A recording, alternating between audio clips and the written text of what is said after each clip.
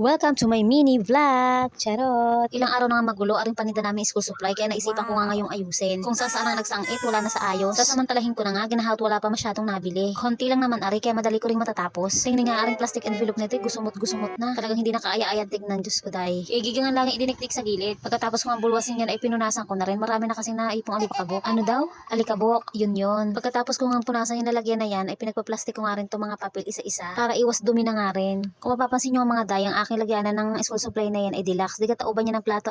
Nung una nga idamit ang laman nito, ay naisipan ko magtinda ng konting school supply. Wala nga akong lagyanan, kaya naisip kong ito na nga laang kaysa maghagilap pa. Saan ka pa? Dati nga ito'y damitan, ngayon ilagyanan ng mga papel. Sa susunod nga ito'y ref na. Charot. Never ko pa nga ito nilagyan ng totoong plato. Ano kung totoong plato ang pinagsasabi mo dyan? Diyos ko day. Ayan, tapos na pala ako, hindi ko na malayan. Pinunasan ko na nga rin ang takip ng deluxe na yan kasi talagang malikabok. Pagkatapos ko nga doon sa taas, ay dito naman sa baba. Charot. Alam niyo na kung ano to. Tapos na ako sa part na to, pwede na uling haluhugin. Pupunasan ko nga muna ari at putiin ang alikabok sa ibabaw. Ito nga ang susunod ko nga tupagin mga dye. I-refillan ko ang lagyanan ng biskwit kasi nga wala ng mga laman. Palibhasa nga tabing kalsadang aming tindahan, katakaw ka sa gabo. Partida wala pang amihan yan. Paano na lang kung magkaamihan na? Bukal pa naman ang aming tindahan. Halahoy, hindi na nila problema yun. Charot. Hayan si Jeff, negosyante na. Tinatanong kung may bote ako't bibilhin niya daw. Kakatuwa naman, bata pa, negosyante na. Kung ganyan nga sana lahat ng bata, di bata pa, payaman na. Charot. Puno ng lagyanan ng biskwit ko, sarap sa mata. Hindi nga natin itatapon ang plastic ng biskwit, maraming paggagamitan yan. Magic sarap naman ang mumuta-mutakain ko. Fast moving talaga sa akin to. Pagkatapos nga sa magic sarap, ito naman sampalok.